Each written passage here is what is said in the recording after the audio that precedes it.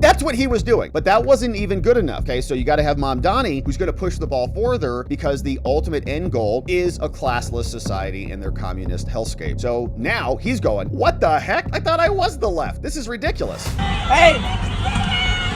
You ever heard of Ozempic, you fat ass? Or a diet or treadmill or something? No, she's probably never heard of that at all. Being a racist is worse than being a murderer. If you're a murderer, you can murder a racist and it's not really murder. It's just anti-fascism. It's their ideology, like legitimately. Ongoing civil war is what Andrew Cuomo has to say about the state of the Democratic Party, which is not good according to him. You've got this one camp of socialists and these other camps of Democrat moderates, whatever that means. And now they're duking it out right in the middle of New York. And this comes after their pathetic No Kings protest, where we saw lunatics and psychopaths like this lady who were out there saying and celebrating getting shot in the neck. This lady, giant woman with a Mexican flag down there, celebrating people getting shot in the neck. Bang, bang, bang, she says. Bang, bang, right as she's doing that, right in the neck, kind of mocking and mimicking Charlie Kirk. So this is the Democratic Party. You know, they were all out there with their stupid signs and screaming and not disavowing those types of people who would be doing that. But here you can listen to some of this, but this is the state of the party. In addition to this woman, we've also got Mamdani, who's now taking photographs with unindicted co-conspirators who advocate for jihad all across America. And so as moronic as Andrew Cuomo can be, he's right about this. The Democratic Party has been totally taken over. It's been commandeered by the far left. All of the moderates are way too scared to challenge the far left lest they get primaried and thrown out. And so they've been trying to cobble together a group of constituencies. And now there are some people in those groups who are looking at these groups of pro-death Democrats who are getting a little bit unhappy about that. And Andrew Cuomo is talking about this on with Fox after a debate in which he didn't score any points. It looks like Mamdani's going to win. But here is what Andrew Cuomo had to say about the state of the affairs in the Democratic Party. This is still an ongoing civil war within the Democratic Party where you have this extreme radical left. That's what Zoran Mamdani represents. And it is interesting because he used to be a part of that, right? I mean, he was part of the hard left. New York is very far left. And so he was a part of that. He was,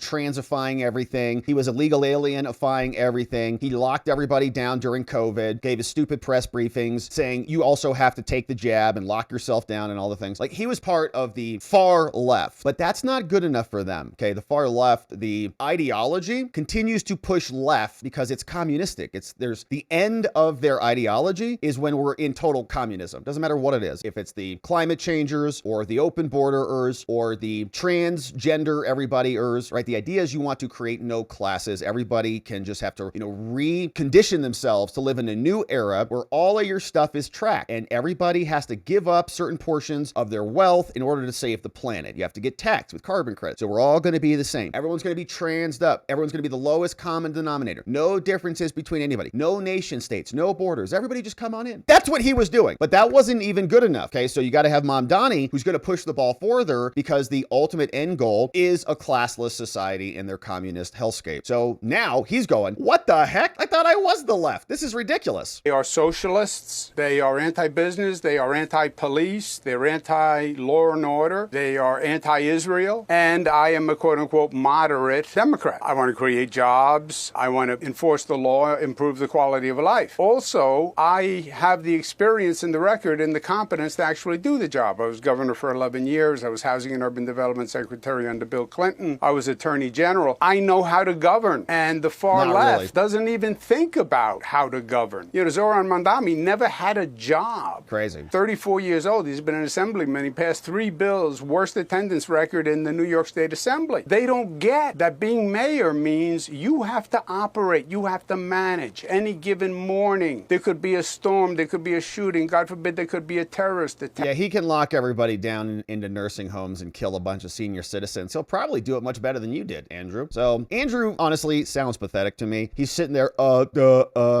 constant doesn't even have any confidence at all. He just kind of feels like he's phoning it in. Like he knows he's going to lose. Like, I got to go do this Fox News thing. What am I talking about? Whatever. Who won the football? Oh, Zoran Mamdani. Okay. Yeah. And he's going to give the little speech and, fight until the end, but there's not even any passion there. He's not even and he's just kind of talking in an explanatory fashion with no real energy or enthusiasm. But it's because he knows the party has left him, man. They've gone so far left that Mamdani is now taking photographs with people who are unindicted co-conspirators who advocate for jihad in New York City. And he's like, yeah, come on over here, brother. Let's take a photo together. And it reminds me of Obama, when Obama and Bill Ayers, member of the Weather Underground terrorists who were also bombing and killing people, they turned into the communists who took over the institutions, became professors in Chicago, whatever, and mentored Obama. So that actual connection was legitimizing for Obama, right? They came out and they said, oh, look, he's not going to condemn him, even though Bill Ayers has the photo standing all over the American flag. Remember that? It was a flag hoisted up into the air so everybody could say, oh, Obama's a commie and he's not going to disavow his other commies. And the same thing's happening here, right? So this is like a rite of passage almost. It's him taking a photo, it's shoving it in everybody's face. Yep, what are you going to do about it? Nothing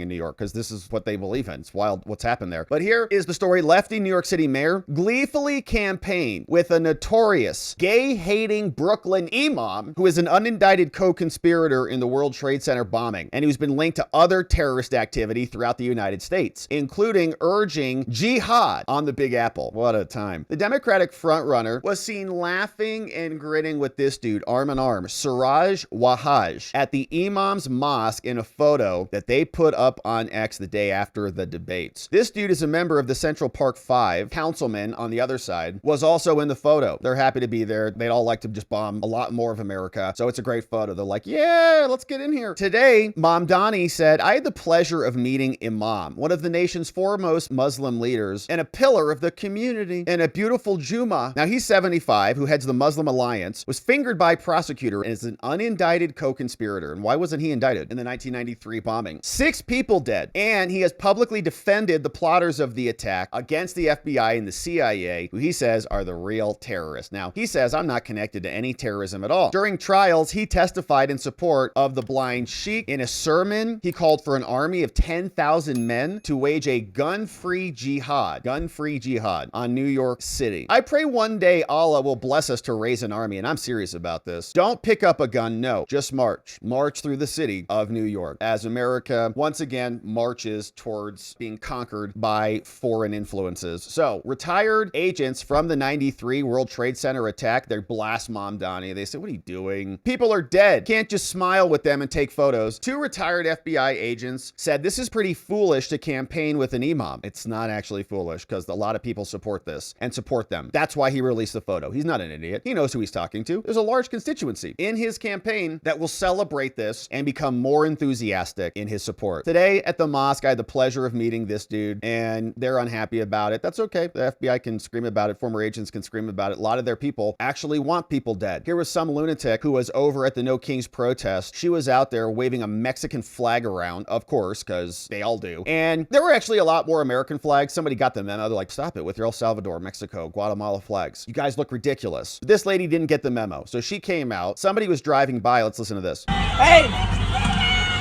You ever heard of Ozempic, you fat ass? Or a diet or treadmill or something? No, she's probably never heard of that at all. She's too busy celebrating death and waving around Mexican flags in her hand, as you can see right there, which is just wonderful. So nasty woman. And one thing I always ask, I'm like, are these agitators? Are these people in the crowd who are just going out there to act a fool, to cause a ruckus? And she looks authentic to me. You can just tell by the body composition. But anyways, this is one scene, and apparently they've identified that woman. The school was nuking its social media websites, and identity is not confirmed on this. We don't know who actually that person was, but that video has gone mega viral. A Chicago elementary teacher has been accused of mocking Charlie Kirk's death. The name that has been pulled out by the Daily Mail is Lucy Martinez. Very common name, right? Going to be a ton of those. Made gestures. Video went viral. This person's social media identified her as Martinez, mocking the death of Charlie Kirk. Nathan Hale Elementary School, where she allegedly worked, shut down its website. Oh, and you can't see the staff over there. Let's see, is it still down? Oh, under construction. Oh no, the website's under construction.